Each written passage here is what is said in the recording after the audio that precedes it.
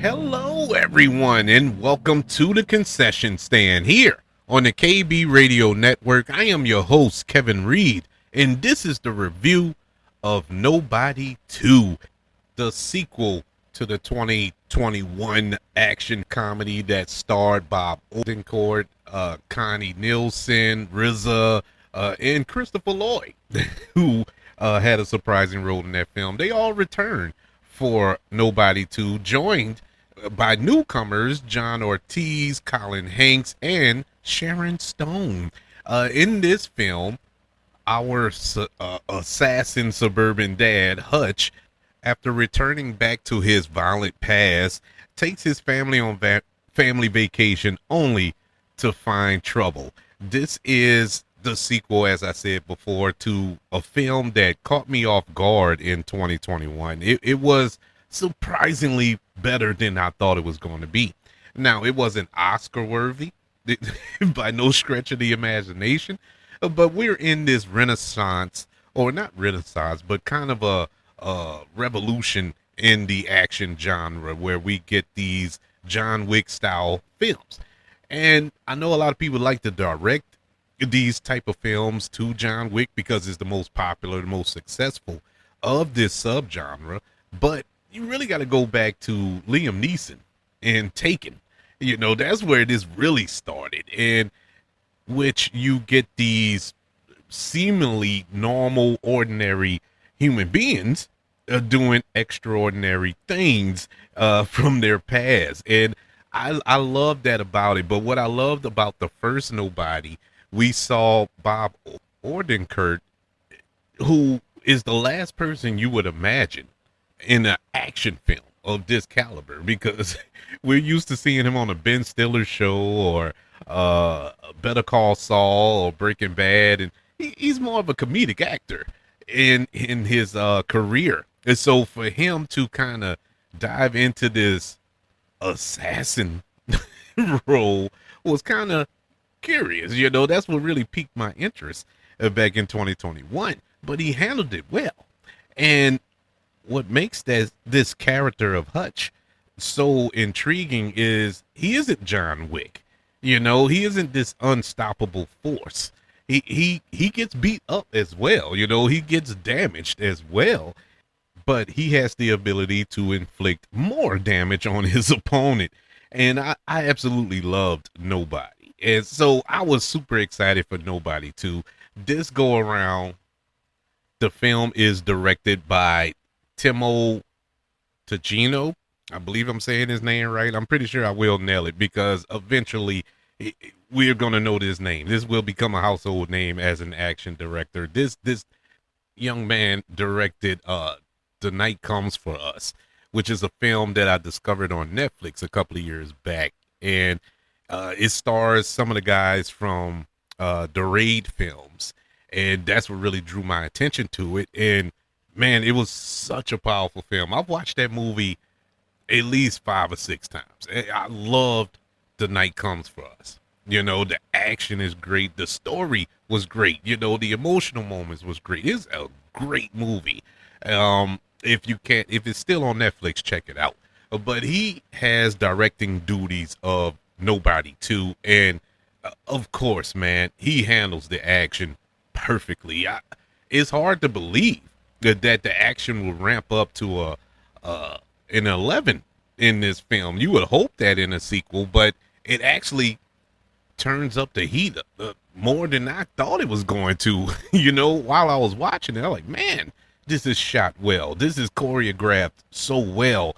And I don't know why this shocked me, being as though all of the people involved behind the scenes, you know, this film comes to us from 87 North, which is the same production company that has given us the John Wick franchise and Atomic Blonde, films of that ilk, and just recently The Fall Guy and stuff like that. This is a action stunt heavy, practical stunt heavy production company that has just pierced my heart, man, because I'm a big practical effects stunt work type of guy. I'm old school in that matter. You know, digital effects and CGI has its place, but sometimes you want to see actual people get blown up.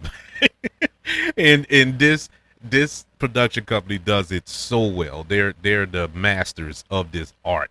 Uh, this film was awesome. This was an awesome movie. This is when you make a sequel. This is what a sequel should be. I hope Hollywood takes note from this. This is how you make a sequel. You don't try to outdo the first one. And let me explain myself. It you of course you want to be bigger and better than your first film, you know, but you shouldn't shoot for that. You know, you shouldn't just do bigger and better for bigger and better sake. You know, put more explosions and more gunfights, more fist fights, just to say we did more than we did in the first film. You want to have a better story and of course better action, but find innovative ways to do the action. And this movie found the way to tell a simpler this was a simpler story than the first film. The first film was a little more complex than this one, but it felt like the stakes were higher in this movie. There were actually moments in this film when I thought the character of Hutch wasn't going to make it out of this movie. You know, whereas in the first film, I figured he would make it out. This movie, you know, even though I'm not going to say he's going against lesser assailants here, because they were threats and they were legitimate threats. But if you compare the two, where in the first movie he was going up against a cartel, a Russian cartel, and in this film you're going up against, you know, small town bootleggers, and you compare the two, you're like, well, I would think the cartel would be more of a threat, but this little bootleg operation that they had going on was pretty extensive. You know, you got crooked sheriffs involved. You got a crazy whacked out crime boss of a female involved, and all type of stuff. So it just felt like the stakes were bigger. Then you add the fact that his family is more involved in this film as per the first one, and so it was a taller task, but it was done in a subtle way, if that makes any sense. But it works. It works in this film. Bob Odenkirk is excellent in this role. I hope this turns into a bigger franchise, and I say that I hope we get more films. You know, I know he's 60 now, or pushing 60, but he can handle it. He is awesome. And if you don't know this, he does the majority of his own stunts. He does everything in this film. He did everything in the first film. That's why I enjoyed it more. You know, it felt real. And that goes back to my point about practical effects and stunt work and stuff. That's why I enjoy those movies so much. You know, you get these superhero films, it's hard to connect with them because you know that is a computer generated image on screen sometimes, you know, when Spider-Man is swinging and all this here. But here, this is a grounded fisticuff battle between this man and this cartel, or this crime syndicate or whatever. It just felt real. And Bob Odenkirk is excellent in his role. It felt like he kind of matured from the first movie. You know, he added a little something to this role. There was a little more comedic tone to his character than it was in the first film, and I appreciate it for that.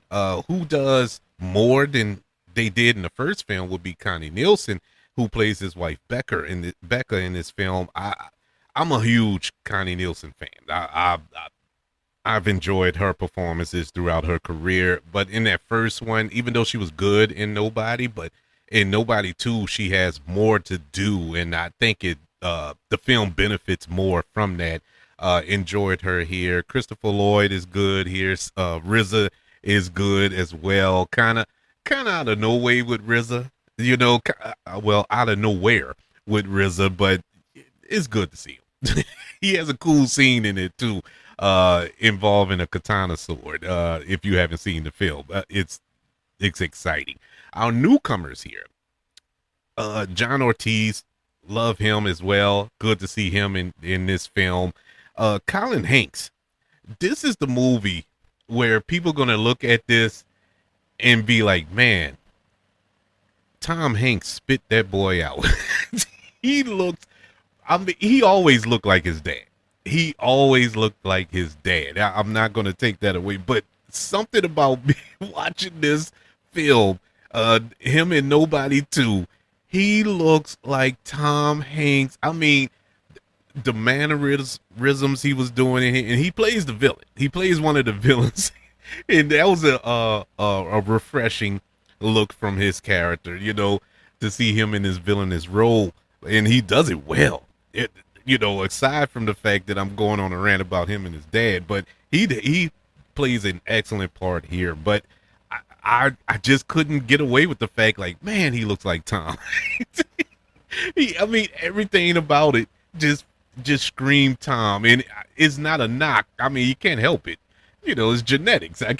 You can't help it. But it was good to see him in this role that he was in. Kind of a sympathetic villain in a way. But it works. It works for what we got. Sharon Stone. Sharon Stone, people. I would say the majority of the world's forever crush. Going back to Basic Instinct and Total Recall and all that good stuff. Sharon Stone looked like she's having the time of her life performing in this movie. She is just crazy. Now, this isn't the first time she's played the villain. Well, technically, she was the villain in Basic Instinct, but not in my eyes. But whatever. She unfortunately was cast in that horrible Catwoman movie with Halle Berry as the villain, and I can't really fault her for that. Everybody looked bad in that movie. Everything about that movie was bad. But here, it was purposely bad, and I say bad loosely because to the layman, you look at that performance and like, man, she's just all over the place with her performance. But that character, it fits. It fits. Now, it doesn't fit the movie per se. Nah, not so much, because it's moments where her character should have been playing it a little more seriously, I think, so where we can take the gravity of the situation a little more seriously. But she was just so manic and crazy. It kind of takes me out of it. But at the same time, that character is just crazy, and that's how she's described throughout the film. Her character is described. She's crazy. She's unhinged. And, once you really digest that, you just accept it for what it is. But she does it. She goes all out. She is all in on playing this crazy role. And as much as I was being distracted by her craziness and all over the place, over the top performance that she's given, by the time the movie ended, I actually accepted it. I was like, oh, this actually worked for me. It took a while, but it got there. I did enjoy that aspect. You go to this movie for the action. Let's not be fooled here, people. You're not here for the story. You're not here for the romantic awakening between Hutch and Becca. No, you're here for the action. And like I said before, the action delivered. The action was better than the first film. The fights were more brutal. The gore was more gorier. And for all you action junkies, I think you would get your fix with this film. The only negatives, like I said, at moments, the Sharon Stone performance will probably take you out of the movie for a couple of minutes, but just bear with it. Just bear with it. It'll even itself out. But it's just getting through her performance, and she's not in it long. She's not in it from the beginning to the end. She's actually not in it that long. Once you sit back and think about it. some of the story beats are a little off. It's things start to be a little convenient for our characters to move on to the next scene. You know what I'm saying? You get your typical cliches that or the ex machinas that happen that will just come out of nowhere and oh voila, we know how to figure this out. But those type of things that's in majority of films. But it's very prevalent here. Being as though this movie is only 90 minutes long, it's not a long movie. It's really, uh, I mean, once it gets started, it's going. It's really no moments of letting up. There's a lot of action sequences in between the little moments that we do get to flush out characters. But overall, it was great. I love the fact that it picked up right after the first film and that repercussions from that first film is still lingering into this film, and it doesn't really affect the main story, the A plot line. It's more to the B plot line now that's lingering, but it's there. And I like that they connected both of these films in that matter, and it makes sense, because you can't do what you did in that first film and not walk away unscathed. So I do love and appreciate the fact that they acknowledged that and made it to whereas the character of Hutch is reaping what he sows. And so that just added a sense of realism to the story. But overall, I really enjoyed Nobody 2. It is a perfect sequel to that film. It's not the greatest film ever, but it is the perfect sequel to its predecessor. And like I said, I hope Hollywood takes note of that. This is how you make sequels. You don't have to increase the budget by $100 million to try to capitalize on the popularity of a film. Just tell a basic story and do it well and do it a little bit better, in certain aspects. Add more development to the Connie Nielsen character, or give Bob Odenkirk something more to do, comedic, that'll lean more to his skills as a comedic actor and stuff like that. It just little sprinkles of things that they did, nothing major, just little sprinkles of things that they did to make this film better than the first. Nobody 2 gets a letter grade of a B minus. Yeah, awesome movie, man. Really good movie. It's one of those movies. Yeah, you're not gonna walk away having a better outlook on life, reevaluating your life decisions or anything like that, or getting you closer to God. But this will scratch that action itch that you may have.